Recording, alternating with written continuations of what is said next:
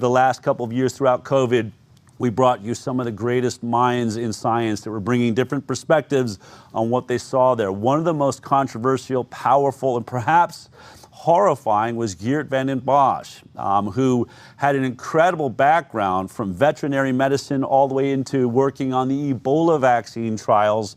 I will say right now, for anyone that wants to challenge it, he's pro-vaccine. He has his perspective on those things. We may get into that a little bit. But when he decided in his world of really loving vaccines that this is one that was going to cause a lot of harm, it brought a lot of attention to us, and we wanted to bring attention to that thought. This is what he was saying just over the last couple of years. Take a look at this. Dear colleagues at the WHO, my name is Geert Vanden Bossche. I'm urging you to immediately open the scientific debate on how human interventions in the COVID-19 pandemic are currently driving viral immune escape. Let's first and foremost deliberate on a scientifically justified strategy to mitigate the tsunami of morbidity and lethality that is now threatening us. If you are now vaccinating people during a pandemic, that means that the antibodies are mounting while they can be confronted with the virus. There you start to put immune pressure on the virus. This can only lead to natural selection of the fittest, and it will ultimately become the dominant variant. So that means only people who will still have their innate immunity intact have a chance to survive. The safety impact will be tremendous and will be of an order of magnitude that is not even comparable to the side effects we are talking about. This is a second mass vaccination during a pandemic of a highly infectious virus this time, right? With non-neutralizing antibodies that have been boosted, that are going to be boosted because they are directed against an antigenic site. So your new neutralizing antibodies have no chance whatsoever. My frustration is that the message is so difficult to convey, whereas this naive narrative that these guys are spreading is so easy for people to understand. It's basically, shut up and get yourself vaccinated and also get your kids vaccinated, which is the biggest disaster ever, because this is the biggest reservoir for herd immunity.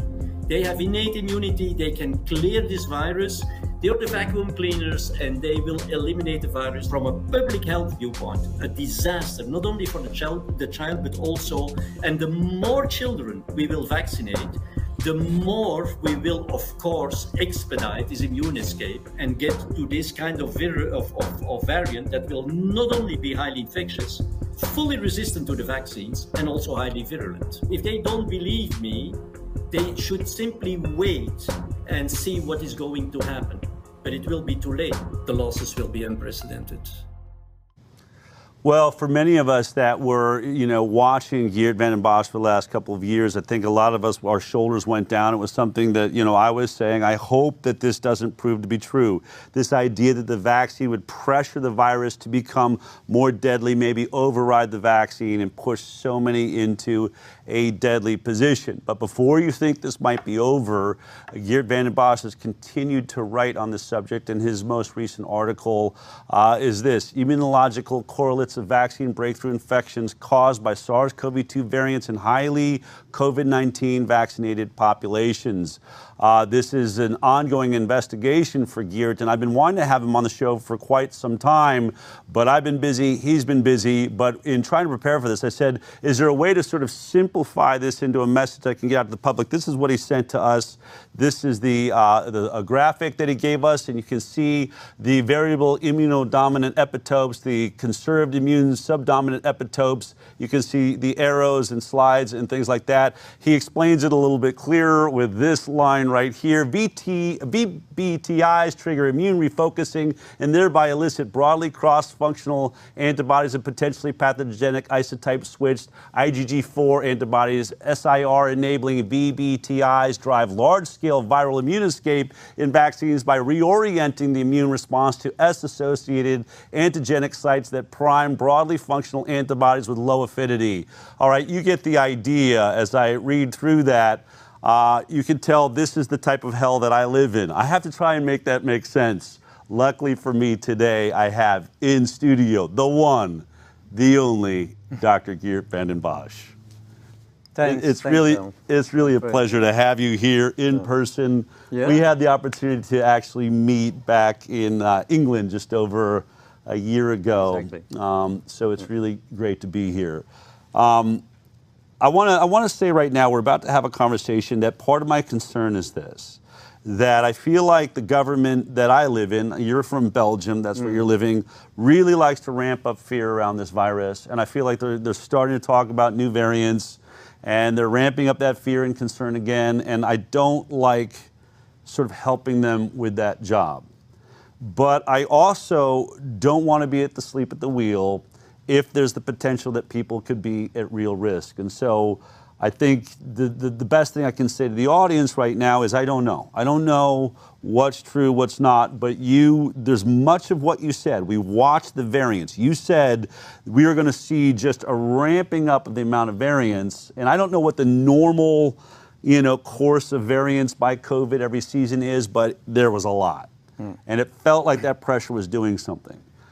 To be clear and to try and keep it simple, are you still concerned that this virus is not done mutating and could be potentially dangerous in the future? Yeah, well, I'm highly, highly concerned. And the reason is that, don't listen what our authorities say, because simply they don't understand. They don't understand where this is going. And they are trying to make us believe that the diminished pathogenicity that we are seeing right now in terms of COVID, right? Yeah, it seems like it's mostly a nothing burger. Everyone seems to be doing fine. That the diminished pathogenicity we are seeing and the diminished concentration of the virus in like wastewater, because that is the way they are now measuring. This is now to say like a proxy for measuring transmission. Okay. The concentration in the wastewater. I know they do this with polio around the world. Is there polio in a village or something? They check the water. But, we can come back to this. For me, this is not a parameter to measure transmission. Okay. But the diminished pathogenicity combined with, let's say, lower concentrations of the virus in wastewater, for them, this is now a sign that we have, so to say, herd immunity and that the virus is entering into endemicity, right? Okay. On the other hand, everybody knows, this is not my theory, everybody can see this, these are the data. We still do have cases of COVID-19. We even have severe cases of COVID-19. We still have a lot of transmission of COVID-19. We still have a lot of evolution of the virus. Suffices, to follow this, these people who are watching, spotting all these mutants. Well, I can tell you, Del, that all of this contradicts herd immunity. When you have a pandemic, because then the WHO is saying the acute phase of the pandemic is over, or the emergency phase of the pandemic is over. What does that mean? Because if you normally have a pandemic, you have an acute phase, which is the wave or maybe two waves, and then it enters into endemicity. So there is only two phases, the acute phase, which is the wave, and the other is not even the pandemic anymore, it's the endemic phase. So we are clearly seeing an evolution of the virus that clearly illustrates that we don't have herd immunity. Because during a natural pandemic, you see none of this. The transmission is severely diminished, right? That is almost the definition of herd immunity.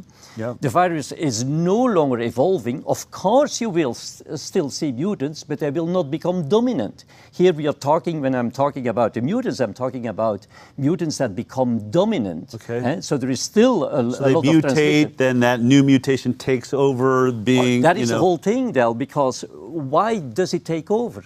It can only take over if the environment it is in general hostile to it. So that means if you have large cohorts of people that are exerting immune pressure that is suboptimal, that does not sterilize, then of course, you can start do natural selection, and viruses, mutants that happen to have a competitive advantage will take over. So that is, the mutants, you have them all the time, but for a mutant to become dominant, that only happens, in this case, on a background of large-scale suboptimal immune pressure. Okay. And that is very, very worrisome. So I'm saying what we are seeing right now has absolutely nothing to do, and people should be very clear about this, with herd immunity, right? Okay.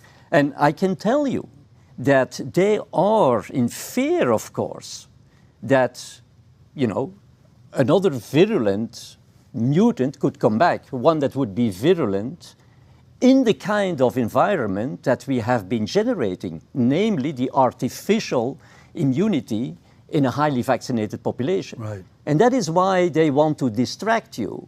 And they say, oh, there is other viruses that are going to come, and we are going to see other epidemics and other threats, and all this is distracting, right? But I'm still focused on studying the evolution of the very SARS-CoV-2, of course, now in a kind of different shape, in a different form.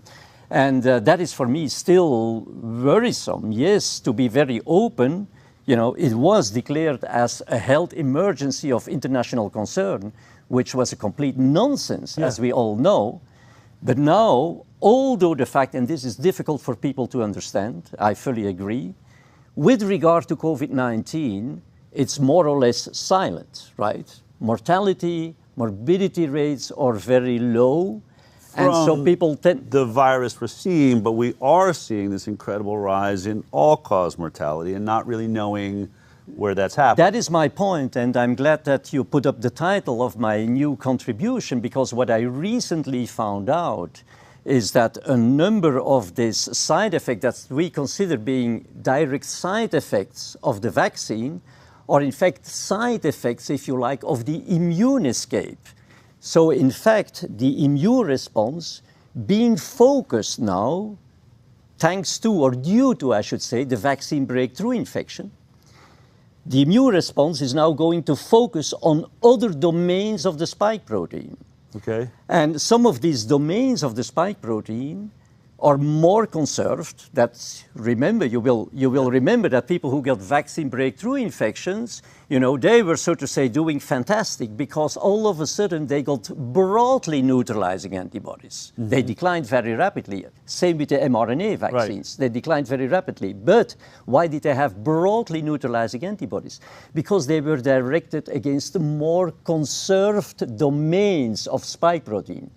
But the more the domain is conserved and the lower the immunogenicity, this goes together, because if a domain is conserved, evolutionary speaking, it means it's very important. Yes. So the virus doesn't want the immune system to recognize that domain that much. So what you have to bear in mind, the more it is conserved, so the less immunogenic, but also the more closely it often resembles components, peptides of our own cells. Okay. So now immune refocusing starts refocusing to some extent the immune system to make it concentrate on domains of spike protein that have some self-resemblance, some resemblance with our self components. Right. You see what I'm saying? So now we start to induce immune responses that can recognize self-components in our cells.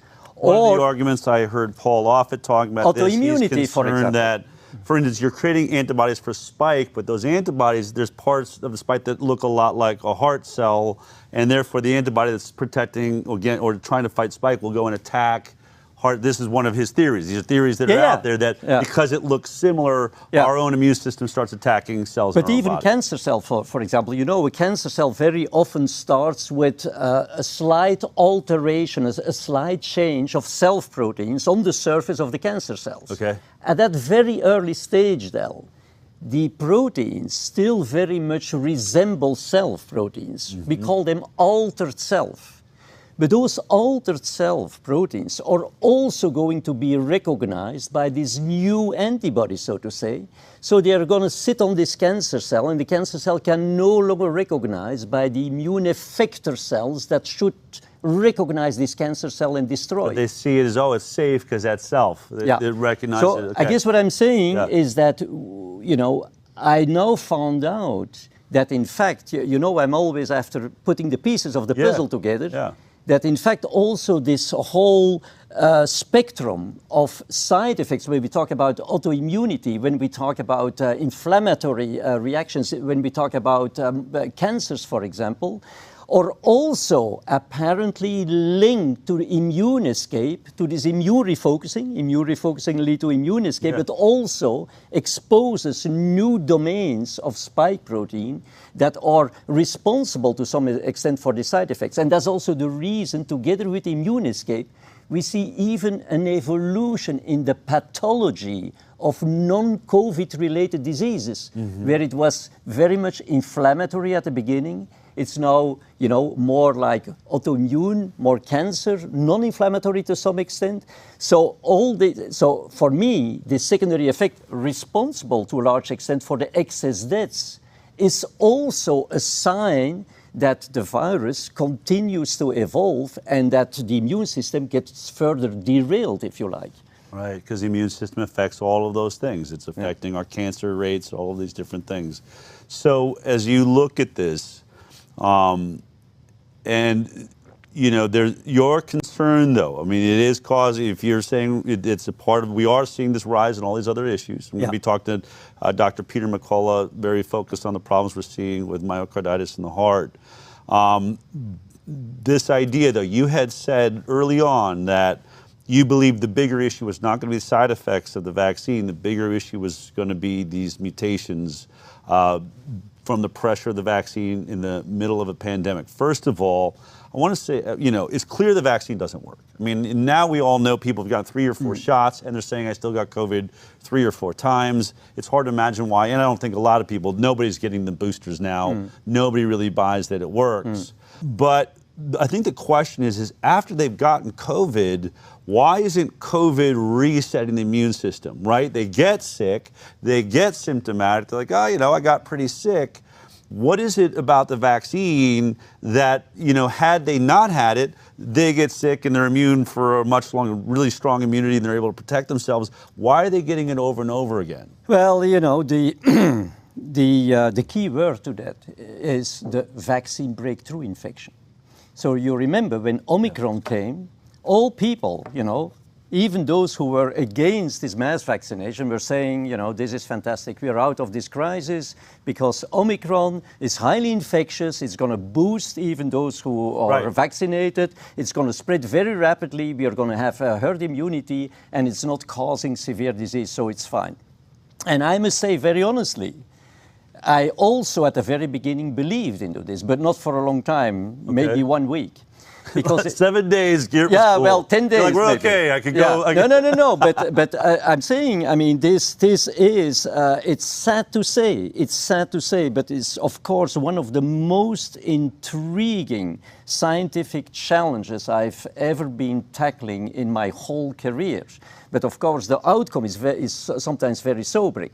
But what is happening is when the vaccine, when the virus breaks through that immunity, that then, of course, the antibodies that do no longer neutralize, see, that was the problem with Omicron. All of a sudden, there was a big change in this receptor binding domain, And all of a sudden, the vaccine-induced antibodies could no longer neutralize or barely neutralize. There was a strong diminished neutralizing capacity of the vaccinal antibodies. So the virus breaks through that immunity, and so very, very fast, because what you have then, when people are interested, they can read this in my book, is that you start to synthesize, so to say, non-neutralizing antibodies. They're going to attach to the virus, and they are going to accelerate the virus, the entry of the virus in the cell, and also the reproduction. So to your question, why is it that at that moment you don't stimulate the natural or the innate immunity? It's because the viral reproduction goes so fast.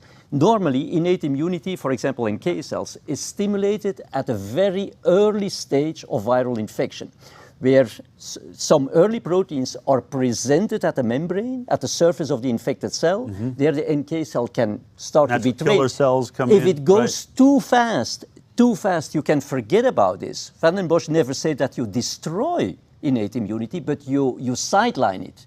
It goes too fast. So then the virus breaks through, but still the antibodies can still bind to spike protein, to this dominant domains, if you like. They can still bind. We can no longer neutralize the virus. That's what we just discussed. But by binding to these dominant domains, the way the word says itself, it's dominant, it doesn't give a chance to the other domains to be recognized by the immune system. There is competition at the benefit of the dominant domains, but now they are hidden. So now, subdominant domains, that was on the graph that you just showed on the cartoon, and we call them very often recessive domains. These are domains that are normally never recognized by the immune system. They now get recognized, right? And they induce, to some extent, antibodies that have much lower neutralizing capacity. We have seen this. People will say, wow, we have broadly neutralizing antibodies. 1 or 2 weeks thereafter, 2 months thereafter. It's a shorter and shorter period of time. Just diminishing. So the immunity was even further weakened, which further stimulated the immune escape, and in parallel, you got more and more antibodies synthesized against domains that could have some similarity with self-epitopes, for example. So this whole evolution, that's why I'm saying that this was not a favorable sign. And to your question, why is it that these people who were vaccinated and got symptoms, that was a clear sign of a vaccine breakthrough infection, okay? The key word is the immune refocusing. You know, they forced their immune system to concentrate on less immunogenic domains that to some extent shared even similarity, homology with self-epitopes. And some of these antibodies at the beginning were cross-neutralizing, so they worked. But then, of course, because these becoming less and less effective. So you were enhancing the immune escape, you were driving more and more side effects. And I think, that to some extent, before we come to what my fear is, a variant that will be more virulent in some vaccines, namely those who were not trained before having gotten the vaccine. Okay, so they didn't get infected before the vaccine, they got the vaccine, and now what's your fear? We're coming into, we're right here, we're probably a month or two from the beginning of cold flu season. That's when coronaviruses tend to kick in and all those things. What is your concern? So my concern is that the protection that the vaccinees, and of course I'm not talking about all the vaccine because I've even launched recently a video message where I was clearly saying people who got one shot, don't worry, you're not primed. So one shot, if you only got one, you're probably didn't do the damage. People who got clearly the infection before they got vaccinated, don't worry. I think they may, to some extent their immunity may be compromised, but they are certainly having innate immunity that they can further develop, and they got primed. So if you got infected first, then got one vaccine, you're probably one vaccine, never a problem. One vaccine, not one a problem. shot, never a problem. Before or after infection, never a problem. When you get infected before you got vaccinated, not a problem either. But it becomes very tricky when you got vaccinated, especially with the mRNA vaccines, early on, before you got infected, and that is primarily the case of all the vulnerable people. Right. Those were vaccinated first. The elderly people with underlying diseases, people who were immune suppressed, etc. Yeah. And so my fear is they are so far protected by these non-neutralizing antibodies. I'm explaining this in my book. It's quite complex because they are on one hand side, I just explained. And here's the book, everybody, if you want to take a look at Inescapable Immune Escape Pandemic. I will say this right now, because obviously our show deals with a lot of vaccinations. You are not anti-vaccine, correct? I mean, that's, and you are, and I want to be also totally upfront, part of the work you're doing is you are working to make a vaccine that incites the innate immune system versus the sort of memory side, right? The question is, do we still call this a vaccine? Okay. Because, you know, I mean, we can have the discussion we'll on have the that another time, but I just want to be in full disclosure. But yeah, exactly. We meet in this space, but there are things that we would probably argue about. There is some common denominator that, you know, people become more and more aware that our first line of immune defense that we got, you know, from birth, that there is nothing wrong in strengthening this, right? Right. So and that innate, that first absolutely, response. Absolutely. So that is the whole thing here, because that is still the only thing that protects us unvaccinated or those who got trained before vaccinated. Right. Because now there is so many variants out there, and do people imagine they're highly infectious? They're highly infectious. How do you think that we are still protected? It's because our first line of immune defense got exposed all the time and is now up. Do you know people who are in good health and, you know, got not vaccinated who are still getting the disease? You know? I'm not that I don't know what they're saying. Yeah, I'm just saying. I'm just saying. So that is really what protects us, and that is what missing in the vaccinees. I mean, they have now to completely rely. Your innate immune system that goes on attack first. Yeah. They're only relying on that sort of memory, and it's dysfunctional because it's completely dysfunctional, and they have nothing else to rely on except these non-neutralizing antibodies. There is a mechanism that explains how they can still protect against severe disease. Right. But that protection is temporary. We know that these antibodies do not have memory. So when the production of those antibodies will come to an end, and I'm also explaining how this will happen, then I'm afraid these people will be without their adaptive immune response. They can forget about this. I thought already, that's why my predictions, remembered, I was saying 1 year ago, I'm afraid that it's going to happen before the end of the year. Yes. So I missed my timeline by 1 year. This was because I was not aware of this immune refocusing. I was not aware that these non-neutralizing antibodies would protect against severe disease. So this was delaying the whole thing. But now, when these antibodies are going to decline, I mean, these people cannot rely on innate. Get another vaccine that will ramp it up.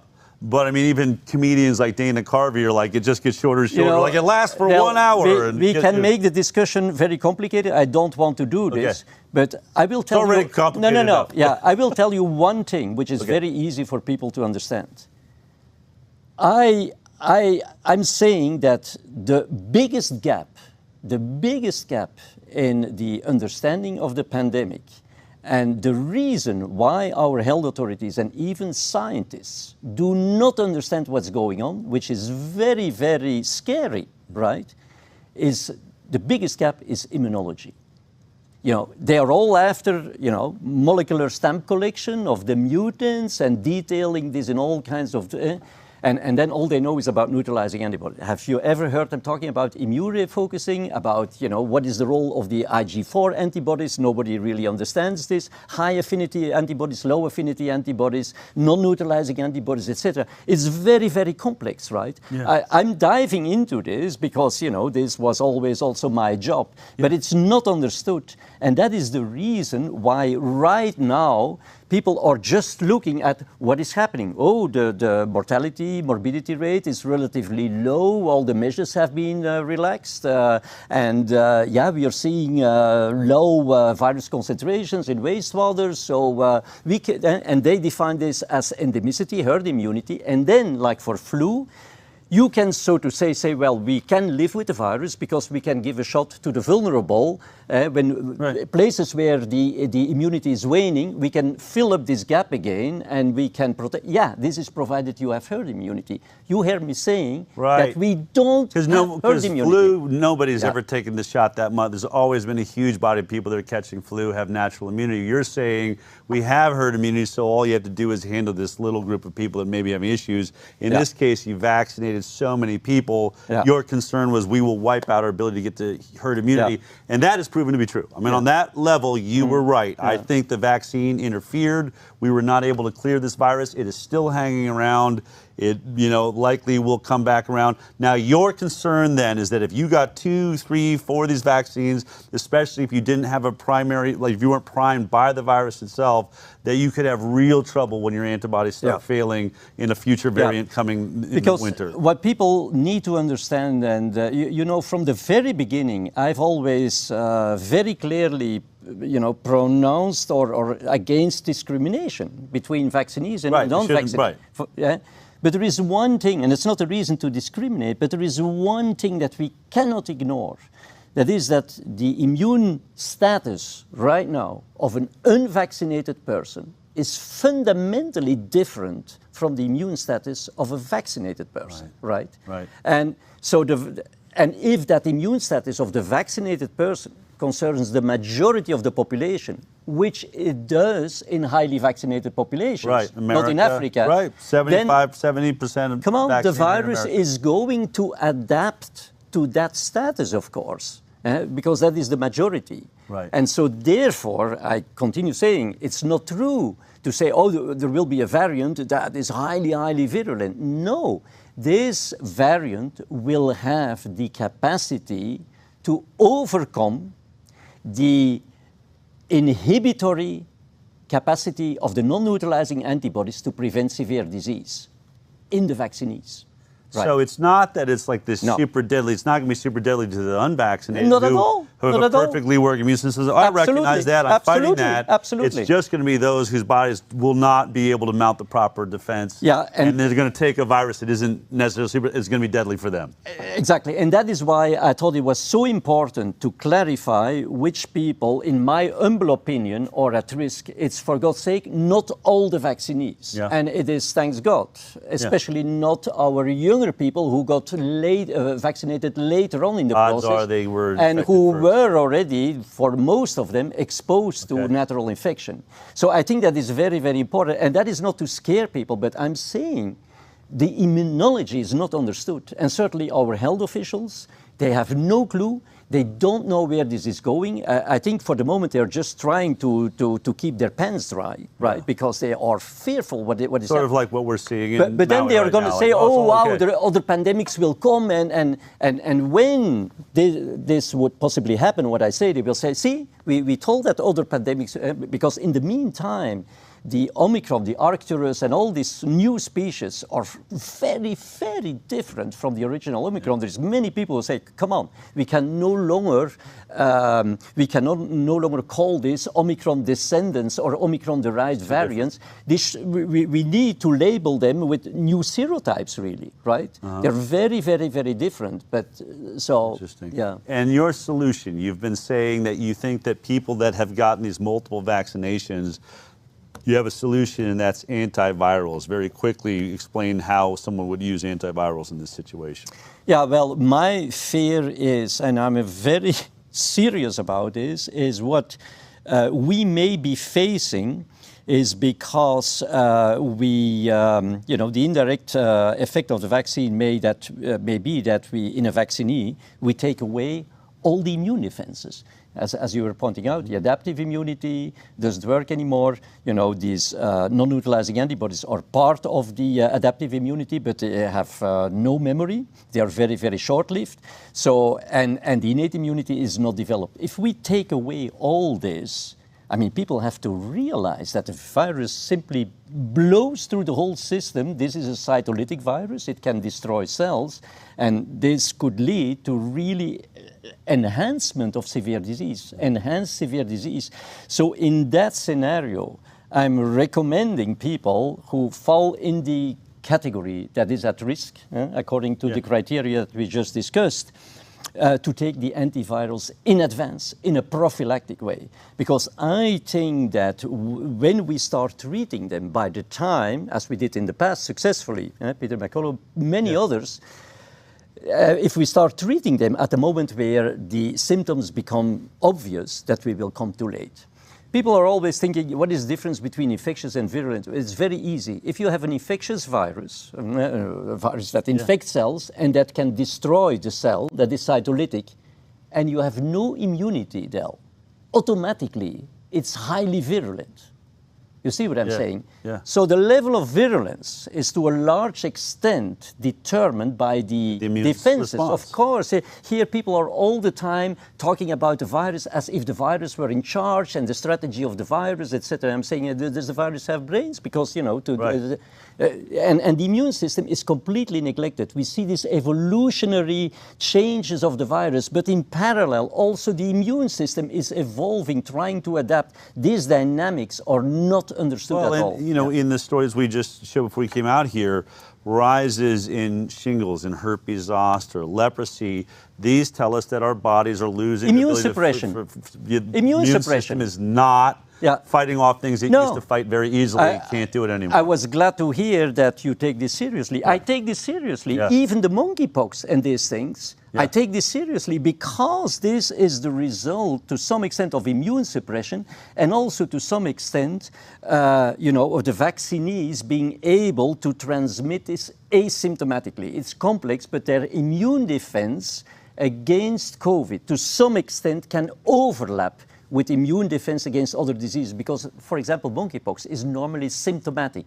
If things are symptomatic, you can very easily stop the spread. Just go in the other room, hang out over there for a little while. Now, if you make this asymptomatic, now you have another situation. And that's what you think that's the side effect of this massive vaccination? We're turning these things asymptomatic, so they're spreading without being... Del, if you get the immunology, you will at the end of the day find out that all these things are related. It's not like a coincidence. It's not like these health authorities wanting to make us crazy. There is some reality in this, but we ought to put the pieces of the puzzle together because this is a complex phenomenon. We are playing with thousands of years of evolution that we are missing out. All right, hold that thought. Let's get another voice into this perspective. One of the things, we're talking about predictions that the HighWire made, and we're very lucky today that a couple of these predictions are going to come in. The people that were making these conversations, one of them was the risk in myocarditis and heart attacks and blood clots. We had made a video over the last couple of years. We kept showing you the athletes that were passing out and dying, having heart attacks on the field. I'll tell you, we've just remade this video. What you're about to watch is only news reports that happened in the last 18 months. 8 months, being corrected. The last 8 months, 2023 alone, this is what's been happening in our news. He was playing a pickup soccer game when he collapsed and went into cardiac arrest. He died at the hospital. The Northwestern high school basketball player who collapsed during a game last week has passed away. That high school varsity football player on Long Island who collapsed on the field. The family says he is going to be taken off of life support and his organs will be donated. A 17-year-old cross-country athlete at Geyer High School. He walked into this bathroom after a workout with his teammates and never walked back out. His coach found him. They don't know how long he was down, but seconds matter during a cardiac event. CPR was performed, but it was too late. Elijah Jordan Brown Garcia was involved in light football drills last Friday here on the field at Westside Park.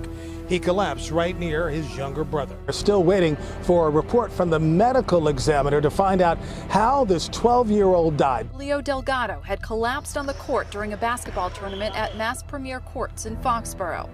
The Haverhill 17-year-old had had a seizure and then his heart stopped. 15-year-old Kanan Dickman collapsed on the high school track during soccer practice. Kanan survived cardiac arrest. But his heart needs to rest. He's wearing a life vest. It's attached to him at all times. It alerts him of any issues, shocks him if necessary, and sends out calls for help. Mother of a player on the team performed life-saving CPR until the ambulance got there. But in the ambulance, Piper lost her pulse again. 19-year-old Liam Mildenstein. He collapsed backward and died about an hour later.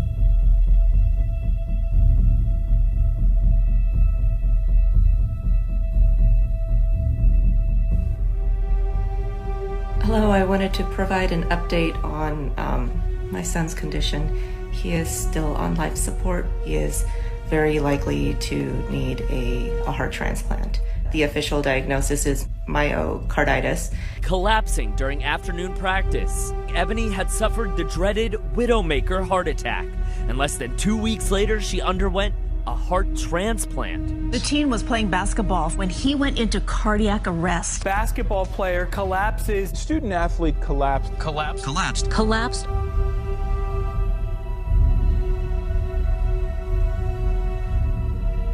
Bronny James suffered cardiac arrest while at a practice. Oscar Cabrera died this week after an apparent heart attack. Cabrera is believed to have suffered from myocarditis. Social media posts surfaced in which Cabrera suggested he developed the rare heart disease after he received 2 doses of a COVID vaccine. Ash was very healthy up until 2.5 weeks ago, and he's been vaccinated.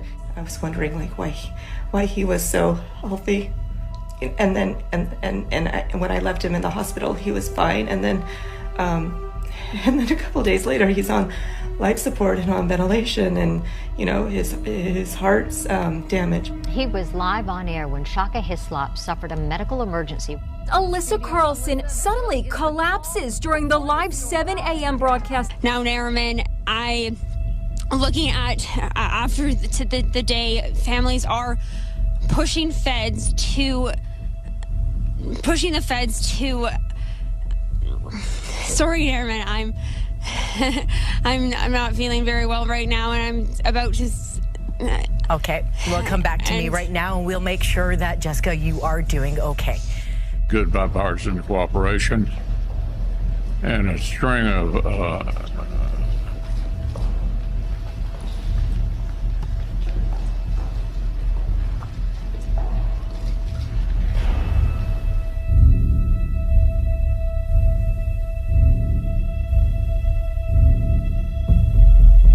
Jamie Foxx is now reportedly recovering at a physical rehabilitation center. Specializes in treating patients with stroke and brain injuries. And every once in a while I just burst into tears is because I went to hell and back. Tomorrow morning, Deion Sanders is set to have emergency surgery to fix blood clots in his legs. Corey Kelly recovering this morning after collapsing in public, reportedly now being treated for blood clots.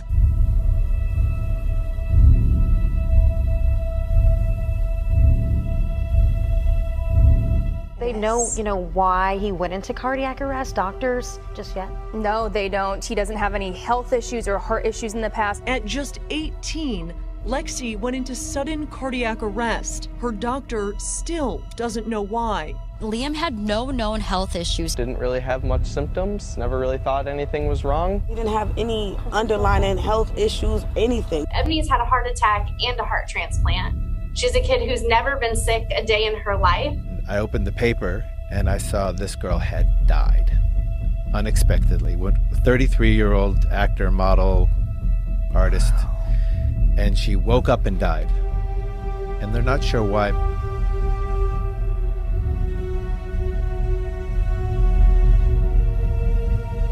Teenage hockey player who died on the ice. Collapsed and died. Died. Who knows? Young people are dying these days.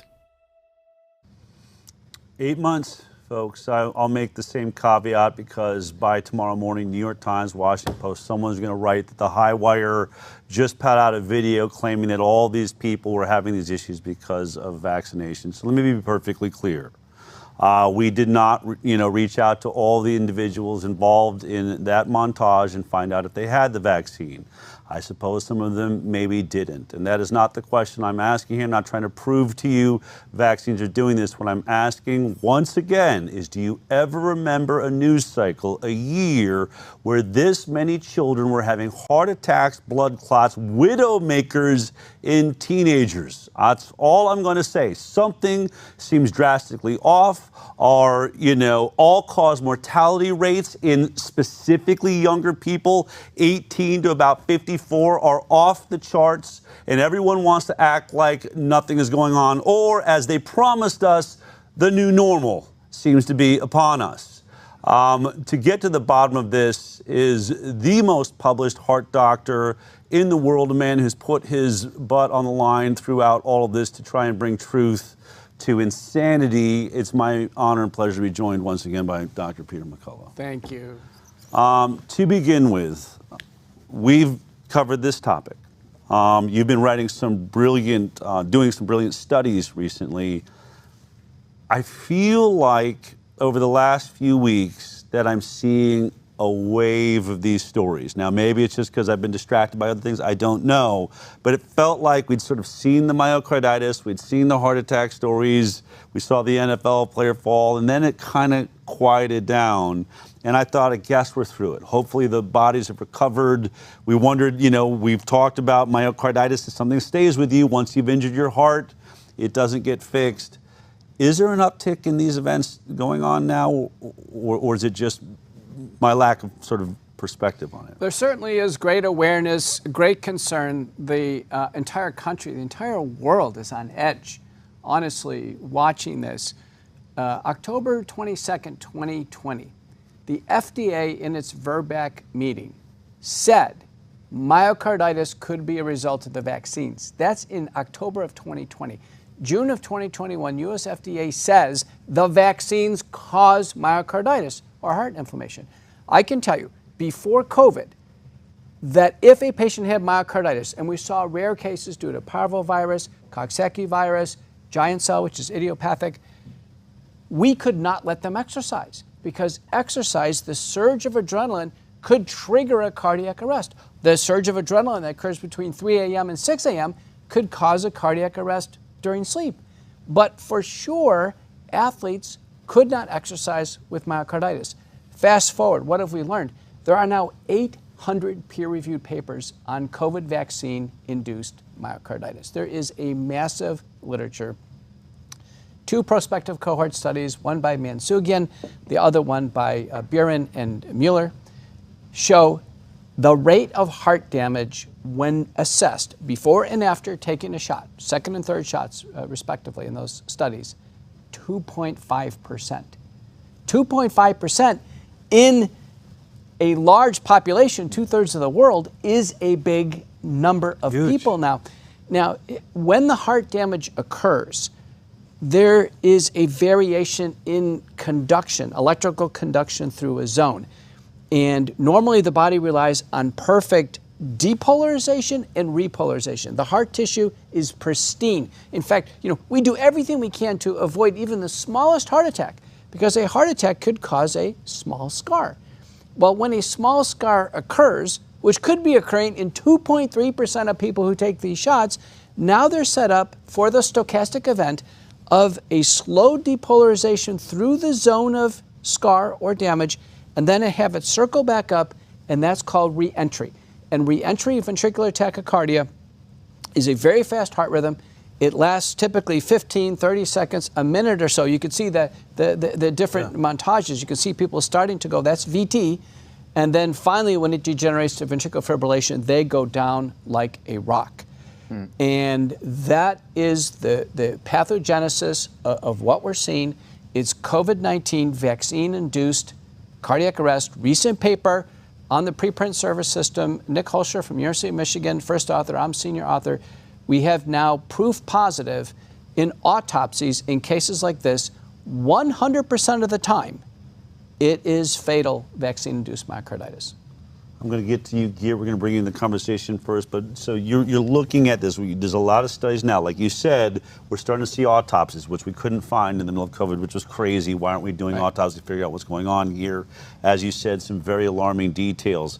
We're also seeing they're starting to admit that these scars are lingering, and that the problems are lingering over time in many ways.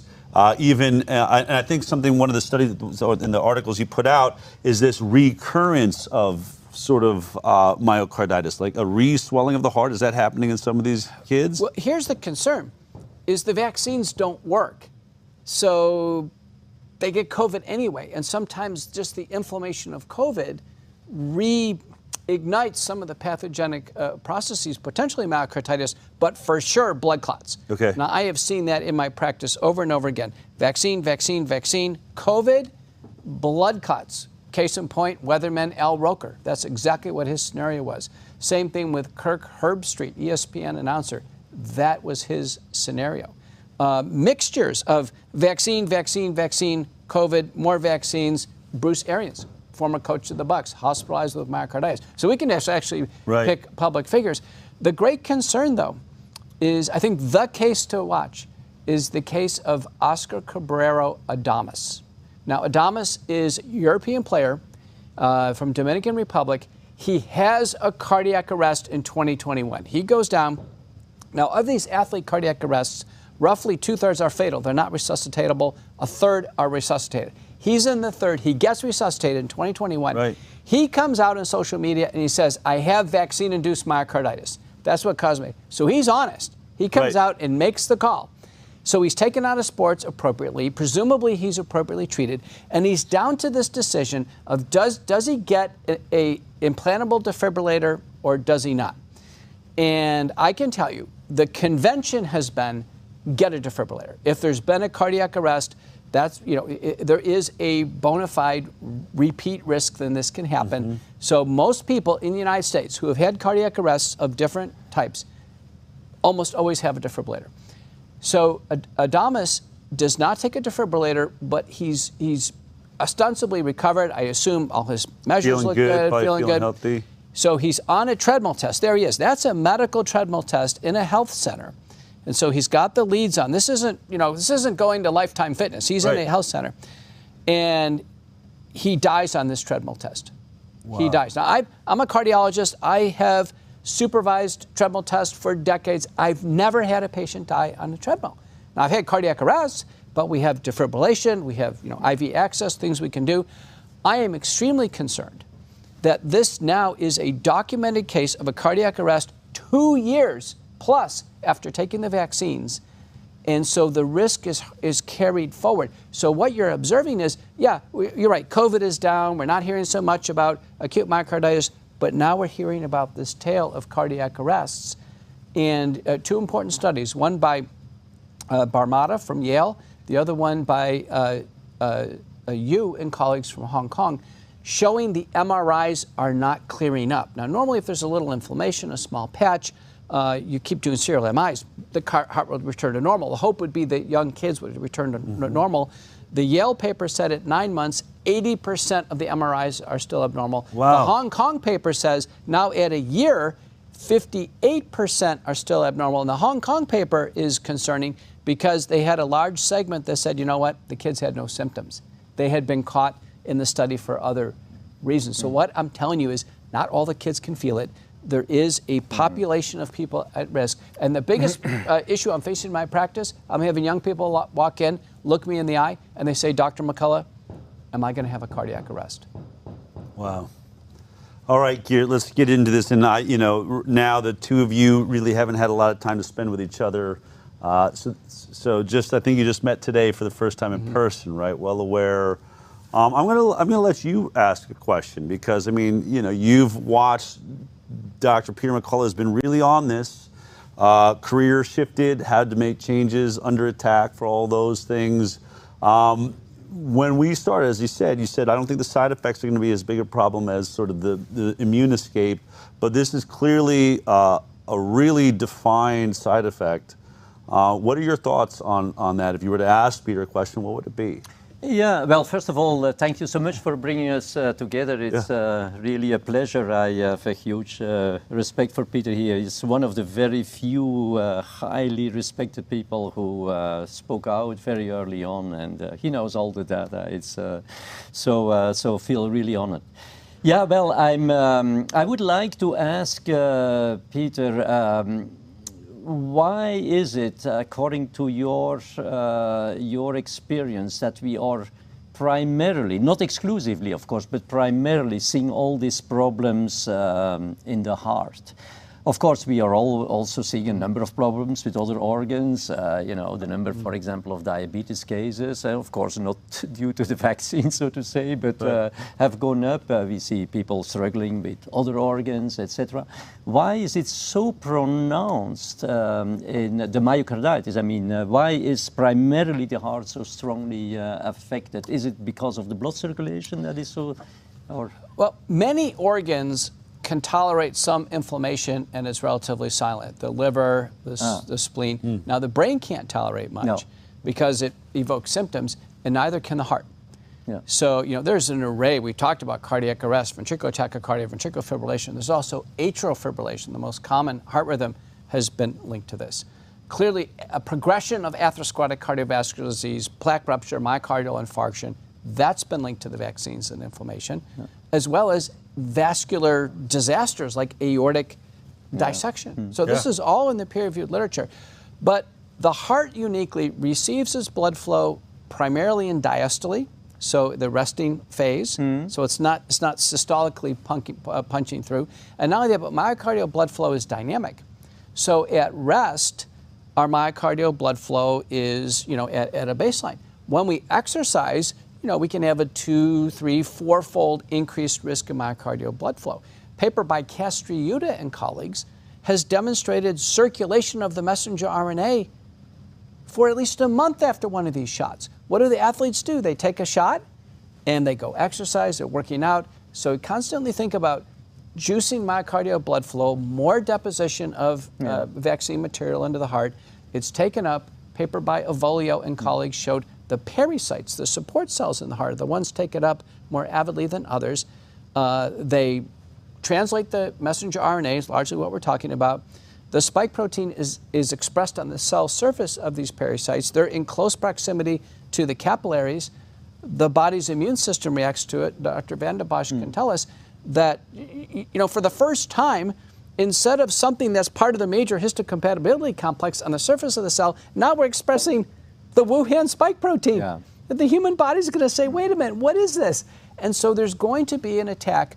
A paper by Bohmeyer and colleagues took biopsies of young men who were in the hospital suffering with vaccine myocarditis, and there were clearly zones of inflammation, and the spike protein was right there. Schwab showed the fatal cases is right there. So one of the arguments would be that, you know, the only thing that's happening in the heart, as Paul Offit has said, which is sort of what we've talked about, it's seeing the heart, it's seeing the spike protein, it's creating antibodies, and there's antibodies that the heart has cells that look like the spike, and therefore the antibodies are attacking the heart. But you're saying, no, it's just the spike protein being expressed by cells in the heart that are coming under attack by the immune system? There's also a wrinkle from, in a paper from Massachusetts General Hospital, this is very important, where kids were in the hospital, myocarditis, and they were measured both spike protein in the blood and neutralizing antibodies. And the kids with myocarditis had circulating spike protein, but the antibodies were not neutralizing the spike. The kids without myocarditis had spike, but the antibodies were correctly neutralizing it. So there may be what you're talking about, this the immune system now is missing the target. And some kids now are getting a prolonged exposure to the spike protein, more loading in the heart. When you look at what Geert has been up to, let's switch it over to the other side. I mean, you've been really on this spike proteins, the problem with this vaccine affecting organs, especially the heart, this idea of pressuring variants. Now, you wrote more about the COVID virus. I think you were more published at the point that you got into this whole heart issue than anybody else just talking about the virus itself when it was first came out. this idea of pressuring the virus, you know, with a leaky vaccine that was incapable of neutralizing or sterilizing this, do you feel like that ramped up the amount of mutations that we're seeing, just to begin with? Like when you look at the theory that Geert brought forward, I mean, we certainly saw a lot of variants. Do you feel like the vaccine was playing a role in that? Well, you know, I'm not expert or qualified to say like Dr. Vanden Bossche, but I would say that it's been my observation that I think the vaccines have clearly prolonged this duration that we've seen. And when Dr. Vanden Bossche was really getting into it with you on immunology, so I hope the audience really loved it. I know the producers. Well, we're all going to be tested when this is all I tell you, over, the science was deep. You know that, right? You were really taking them downtown on that. But let me say that I was wondering if we were to actually do the same surveillance for paramyxoviruses and other human coronaviruses, what would we find at this stage? Are we, in a sense, kind of overstudying this or not? Let me just say this much. It's still around. I'm following the data. Right now, the EG5, the most recent one, you know, that's about 17%. The XBB 1.5, that's the one the new vaccines are for, that's 8% and fading fast. But as we sit here today, August 5th, 2023, on the CDC Nowcast system, we have the most diversity that we've had in a long time. Now, maybe we're going to see this EG5, you know, follow this pattern and become hyperdominant. What I am seeing clinically is, yes, people are getting second and third infections. Vaccinated, not vaccinated, is characteristically mild. The virucidal nasal washes and sprays working great.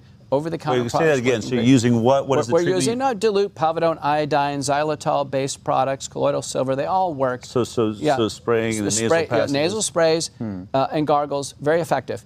Now, what I am noticing clinically is that even though someone would get through a mild infection, the cardiovascular and the thrombotic complications are still there. Meaning, people get a late-stage Omicron infection, they've had it before, and all of a sudden blood clot in the arm. No vaccine. So even unvaccinated people you're seeing that. Oh, for sure. So I'm seeing these late complications. People getting a relatively mild syndrome, but then long COVID. So now they feel sick. We do blood tests. We see lots of abnormalities. We see signs of autoimmunity. The ANA blood test turning positive, for example. So my practice now is very busy fielding these cardiovascular, thrombotic, neurologic, immunologic complications of this prolonged pandemic, I think prolonged because of the vaccine. And so that's form-fruit evidence that people are getting recurrently sick. Maybe the respiratory component in the nasal mucosa were able to fight this off, but those who do have some invasive disease, there's consequences. So this diversity question is the most diverse, as he's saying, that we've seen of, like, we don't have one that's really skyrocketing and owning the space, right? 12%, 8%, you know, sort of in there, a bunch of different. What's your explanation for this? Is it just that they're jockeying into position for the next race to the top, or? So you mean with regard to the variant? Yeah. Well, you know, initially we had, all the focus was on the receptor binding domain, right? And there was huge variability. So what we have seen since the breakthrough infections with Omicron, so I talked about the immune refocusing, was that in fact the focus was now much more on more conserved domains, right, of the spike protein. That is also why we got initially broadly cross-neutralizing antibodies, etc. So that means that when a variant, regardless of the antigenic constellation, picked up this particular mutation in a conserved domain, that it would fly. So that's why we were talking about co-circulation of more infectious variants all of a sudden. So the diversity, because there was only like one criterion, it was to pick up this mutation in the conserved domain, regardless, because that is where the immune pressure was, regardless of the rest of conserved domain. So, for people, can you help jump in here, Peter? Through evolutionary principles, there are parts of various proteins that are conserved. They're felt to be essential for function. They're essentially the building blocks. So they stay conserved, meaning they stay put. They don't leave. They stay. And as Dr. Vanden Bossche says, viruses that need these, right? So let's say SARS-CoV-2 has roughly 30 proteins. Well, some need to be conserved, they need it. It obviously needs to be able to mutate some regions so it can continue to infect. Right. So there's actually a lot of evolutionary pressures have the virus. It's not like the virus has a mind, but it looks creative. Remember, each person doesn't have a single strain. So each person has many, many, many different strains, and then one actually learns to thrive and become dominant. With Omicron, it was kind of interesting because it closed the immunologic door on Delta. So, people who... Now, I have a controversial question for you. I have to ask you because I put it on my Substack. Good. There are now 2 reports, one recently from Japan, studying mutational analysis of Omicron, and they've concluded it's too unnatural. And the hypothesis is it could have been manipulated in a lab somewhere along the lines of what the Pfizer executive said about directed evolutionary research. That he said, Jordan Walker said that he was in a meeting and they said, boy, if we could actually create our own mutations and then do a release, we could chase it with vaccines. The theory being that to save the world, this thing was taking off. Let's send in a highly infectious virus that is safer for you, that can outcompete, protect you from Delta. Is that? Well, he didn't say safer. He just said making more vaccines. I think Omicron. But these 2 reports, I think, are a bit worrisome. And I do remember, just to add to that, they said that you're watching this lineage and they're all growing, but Omicron seemed to skip, right? It seemed to skip from where we were and was so different. There wasn't like a neighbor next door that it was like the others. It was very different. What are your thoughts on that? Well, first of all, my fear is that we are going to see the same huge leap now with regard to virulence. Okay. That was with regard to infectivity, right? Okay. But you have to imagine, you increase the pressure, right? We have seen alpha, beta, gamma, delta. Yeah. Common denominator, they were always more infectious than the previous one. We agree. Yeah. So we increase this pressure, right? Somewhere, something needs to happen or you kill the virus. Right. The antibodies are going to mature. So that is what happened with Omicron. There was a dramatic change. The virus broke through the immune response, and there you had the immune refocusing. So you started like a new type of immunity, right? Which was now no longer focused on the receptor binding domain, but on this more conserved. But you believe that could be explained by nature, to just have something so totally different than so all this the is others. this is the point, El. I mean, if you just study the mutations, you are one of these mutation spotters. None of this makes sense if you miss the immunology, right? And that is the element that is missing.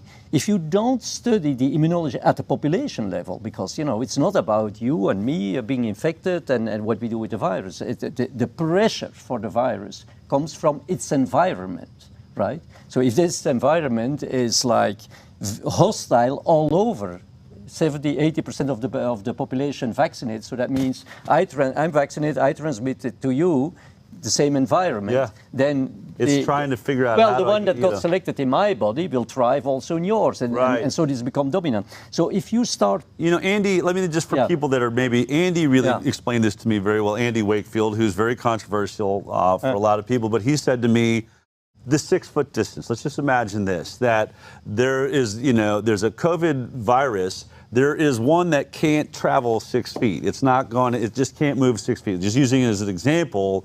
So the only ones that are going to survive are the ones that just by nature of how they're created manage to travel 6 feet. That's going to be the new variant because it's able to overcome that distance. Not that specifically happened, but when you put a pressure on it, it's the one that can overcome that pressure. We're all standing 6 feet away. Now we're only going to see variants that are able to travel 6 feet. That's natural selection. It's natural selection. So that's kind of, it's not thinking its way through. It's just the ones that have the capability, whether they fly lighter or whatever it is, travel that distance, and that becomes And if you know that this selection comes from the immune pressure, then you can never, ever predict what's going to happen if you don't understand that immune pressure, if you don't analyze it, right?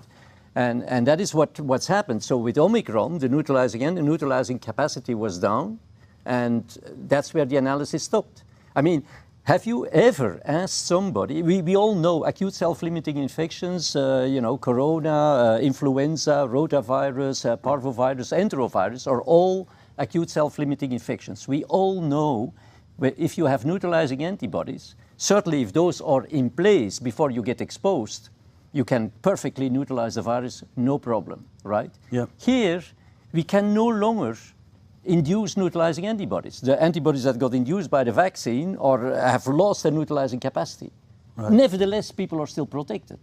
And not only against severe disease. Nowadays, I mean, friends of my son who is not vaccinated, etc., they got all vaccinated, they're all doing fine. They're not even having, mild symptoms. So how do you explain this, right? Right. I mean, I don't want to go into this. I'm just saying the immunology, again, is not understood.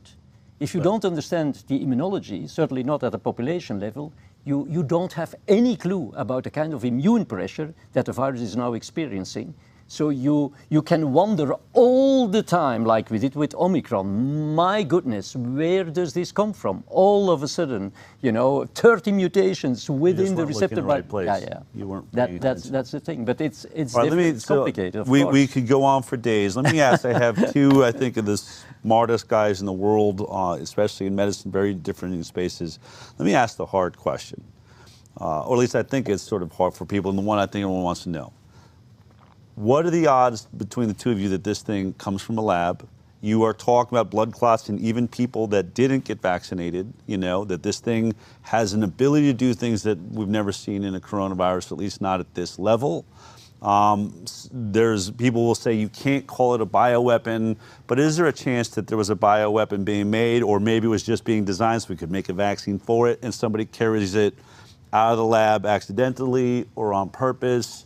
Where are you at? Let me start with you, Geert. What are the odds for you that this original pandemic starts coming out of a laboratory now? Where are you at on that question?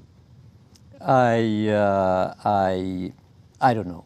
And for me, this, even if it came, well, let's say it's very clear that it could come out of the lab. But I don't believe in manipulation, but I believe in, we know if you isolate a coronavirus from an animal, and that's also what we did in the past, right? In the early days when I was working in the virology lab, if you want to have a kind of idea what is the threat for another species, could be also for another animal, you start to put that virus on a cell culture, that comes from that different animal species, could be a dog, could be human cells, etc., and you do passages all over. So you've done this. Of course. Have you done what we hear as gain of function? Would you say that the work you've done be described as that? If you like, well, this is gain of function in the sense that I was working, for example, with feline coronavirus, and you wanted, to put this, for example, you wanted to see to what extent is this, could this be infectious for dog? Then you start out with dog cells, right? And you culture the virus, and then you pass the supernatant. If there is one or the other mutant that happened to be able, to replicate on the dog cells, it's in very, very low concentration, of course. But if you passage it on the same, you go in and isolate, you're going to enrich it. You're going to enrich it. If you like, this is gain of function. Yes. But I'm saying, there is so much focus on what happened at the beginning, whereas nobody seems to realize that the huge gain of function experiment that we are doing in the population on the very human species is the mass vaccination. Yeah. The gain of function, we have seen this, how the virus changed all the time. So basically, like you said, taking this cell culture, we're doing this human to human to human under the pressure of vaccines and saying, what is this thing going to do? This is large-scale mass experiment, gain of function at the largest gain of function. The virus changes its behavior all the time. You don't have a billion petri dishes, but we have a billion people. We are hopping one to the next. A real experiment, right? And this is 1,000 times more relevant, and people are looking because they would of course be interested to see. Forget where it came from. Where's it going? And who has manipulated the virus and who is responsible. For me, this is more a political. The real biological issue is the mass vaccination experiment that has completely changed the behavior of the virus. Why do you think that WHO, CDC have been changing the definitions all the time? Because the behavior of the virus has been changing, right? Look, we started out from a virus that had moderate infectiousness to viruses that are now highly infectious. Right. That is a kind of change of function, right? More and more infectious when it now becomes more virulent. And that is at large scale, right? On the very human species. Can you imagine? So that is why where I get really extremely concerned. That I think really helped me understand that more. Like when you think of the petri of course, dishes, it's a passage. Just to answer the question, what do you think about the lab origin now when you look at it? I think what we just heard, in a sense, is a bombshell, because there's been so much focus on the furin cleavage joint, the relatively small in number but major engineering of the spike protein in the Wuhan Institute of Virology, the blueprint published by Ralph Barrick at UNC Chapel Hill in 2015, so it's all in the open, where they declare they've created the chimeric virus.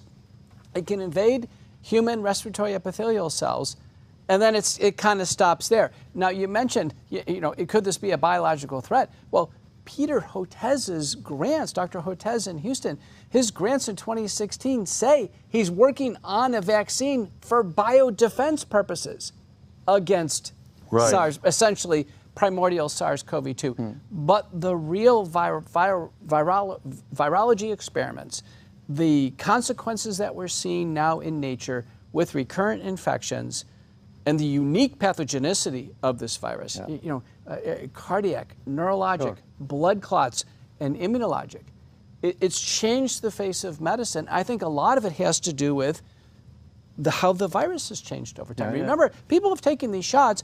A large number of people took shots in the United States in 2021. Most of it stopped in 2021. The vast majority. The CDC says, I think we've never gotten past, 16% of people taking boosters. So it's not a large number of people who are progressively vaccinated.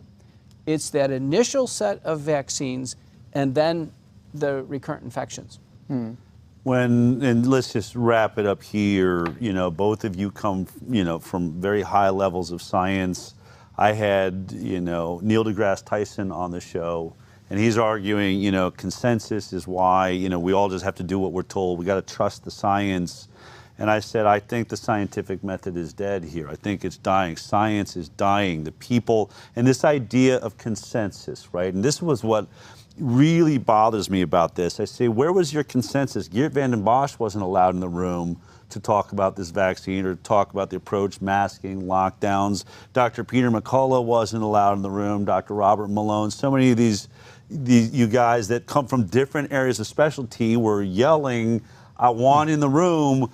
Did we even have consensus? I mean, if consensus matters, this wasn't consensus. This was authoritarian control of a scientific theory and a product that didn't allow anyone else to the table that challenged it. And where are we at? I mean, what do we do in a society now where the most powerful regulatory agencies that are in a government being funded by the pharmaceutical industry and governments around the world were able to do whatever they want, make us take a product that clearly wasn't safe, but had all these issues? What is the state of the world we're in right now, in your mind, especially science? You just showed a great example, first part of this show, a disaster in Maui, a brand new disaster. So right then and there, you ask the question, where's the consensus from the government response units? Anytime something's brand new, there cannot be a consensus. Right. It's impossible. It's brand new. We've never faced it before. This idea of jumping to a consensus and then, worse yet, saying the consensus represents the truth, anything other than the consensus is misinformation, which is what happened rapidly, was the worst thing that could have happened to the scientific method. I think we should have had roundtable after roundtable, open forum after open forum. Our government agency has had plenty of time and money to do this. We could have done it over and over again. In cardiology, we have what's called Bethesda meetings. Bethesda Maryland. It is academia, the practicing community, the NIH, CDC, FDA. We all get together. There's an agenda. We present our ideas. That should have happened over and over again until we could actually get down to what I described on the floor of the U.S. Senate, the 4 pillars of pandemic response. We needed to reduce the spread of the virus, early treatment, late treatment, and vaccines. But we never had that discussion. You reaching out, pleading through your LinkedIn page, which is how we found you. Please, WHO, hear my call of distress. And yet not invited to the table. There seems to be. It seems to me it's so illogical, right? I think those of us that are waking up to what happened here, you have children having heart attacks. They're still pushing this vaccine. The fact that today we just had universities kicking students out for a product that clearly doesn't work, doesn't stop transmission, and is, in your mind, making them more vulnerable to future problems and issues. Where is the state of science now? Are we in a desperate time? Well, I don't think so, but I think it also has to do very much with our educational system. We have evolved to a society where people are silo thinking. Right, they are so specialized in their field. Look, Peter is a cardiologist, but he can draw from several different fields. Right. He can draw from infectious diseases, epidemiology, etc., etc. That has become really exception. Really? Me as well. I'm not a professor at the university. I'm not, I was pretty much, when I found something like an industry, I always revealed the truth. People didn't like this. They didn't want to fire me. It was probably too good, but they put me in another department, right? So all this was, in fact, for my career, a disadvantage. But in situations like this, where you're dealing with something that is multidisciplinary, that is complex, where you need to be able to draw, and from infectious diseases, immunology, vaccinology, virology, I all of a sudden find myself in a situation where I feel pretty comfortable. None of these guys, even these, professors, virology, you name it, they don't understand immunology, they don't understand the vaccinology, etc. So we need to evolve towards an educational system. Now I'm going to use the big word, where we have a holistic approach, where we learn also our younger people to solve problems, not only write publications, but to solve problems, because this is the only way to give back to society with regard to taxpayers' money, etc. Yeah. So there is not that, and of course, organizations like the World Health Organizations that have a lot of power, a lot of authority. I mean, I work with these organizations. It's very, very clear. You not very often hear me saying this because I don't touch on the politics, but they are completely incompetent. They're completely incompetent. This is for a fact. And usually, of course, they decide things that don't matter too much. For Ebola, for example, it was very catastrophic. I've seen this. It was, people were killed. A vaccine program that they were chaperoning, that they were doing the clinical studies. But of course, it was at small scale. Here it is at large scale. And then you see all of a sudden that in the field that they are considered being experts in, epidemiology, global health, etc., they completely miss it, and they don't understand. So it is, we need to get away from this. We need a fundamental change. I don't know how it's going to happen, but for example, organizations like WHO, I'm always saying, if we have really one health emergency of international concern, is to dismantle this organization, for example. Right. They open the door to they're industry. The virus. They're the problem. Well, they open the door to industry. Right. If you do that, Del, you know what you're going to get. It's about the shareholders, not about your health, right? You know this. But right. Who opened the door? They did. Because they are profoundly incompetent, bureaucratic, just focusing on their own agenda, on their own meetings, and not understanding the foundation of what is really happening. So my answer is I still believe in the science, but the science. There is also I believe in science, like but the science has to happen. It has to go through the process. In this case, the science is requires a multidisciplinary approach. I think Peter would agree on this, and we are not doing this. We are not teaching this. There's only very few people who think a little bit in this holistic way, who have the competence, and then among these few people, there is even fewer who stick out their neck, right? But we need a fundamental change in our educational system. That is, publications are important, for sure, but on top, we need to teach young people, to solve problems. Here we are dealing with a global health problem. We need to do this on behalf of society. In what society are we living? If you're just pumping tons of money in publications. Yeah. That cannot be the children. Yeah. I mean, at the center of this is, I think, one of the most catastrophic parts of this, the most disgusting part of this entire story, is that we knew children were not affected by this virus in any measurable way. We wrecked their innate immune system, which you were crying about. You were saying there is obviously a risk, a greater risk of health complications from this vaccine than the virus itself. For the first time ever, we used children as shields to protect the elderly, it seems to me. Well, right. Even children and pregnant women, that was one of the biggest violations of human ethics. Remember, pregnant women and women of childbearing potential strictly excluded from the randomized trials as they came in November. December 10th, when this vaccine program started in the United States, thousands of pregnant women were vaccinated. Now, what pregnant woman would come forward and do it, number one? Number two, who would actually do that? They must know that that's not right. And then things took off. A terrible report came in spring of this year. Hoyert, National Center for Health Statistics, published on the CDC website, maternal mortality in the United States, all-time high. It's erased decades. This is women dying with babies in the womb or 42 days afterwards. And we know the CDC separately has told us 65% of women who delivered a baby in the United States took a shot either before the pregnancy or during the pregnancy. Wow. Yeah. There's no really, words. So, all right. Well, I mean, look, you guys are doing brilliant work. It's been fantastic to get to sort of sit here, share thoughts on this. Peter, the work you're doing, you have Substack. What's the best way to sort of watch and what are you up to right now? Yeah, follow me on my Substack, Courageous Discourse. I get it out every day. Graphical abstracts, so it's all manuscript based. I reference all the papers I referenced today are on the Substack with the graphical abstracts. And I've recently started a foundation, McCullough Foundation, supporting work, investigative scholarship, work in the legal, in the media, and the regulatory governmental affairs space.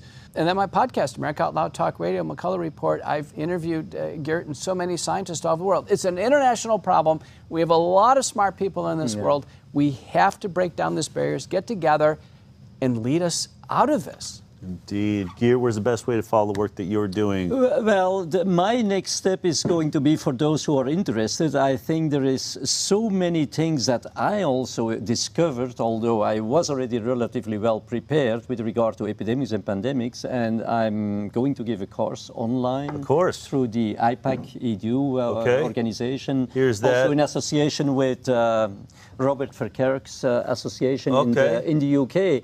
And it will be, about epidemics and pandemics and just very scientific, I would say. But I will do my best to explain it to people in... Well, and we have a lot of doctors and scientists out in the audience, which is why I think on this show we do allow to get a little bit deeper into the weeds here, because it's not just about the viewing audience that, we're all dealing with this and sometimes it's a little bit over my head, but you guys need to hear each other.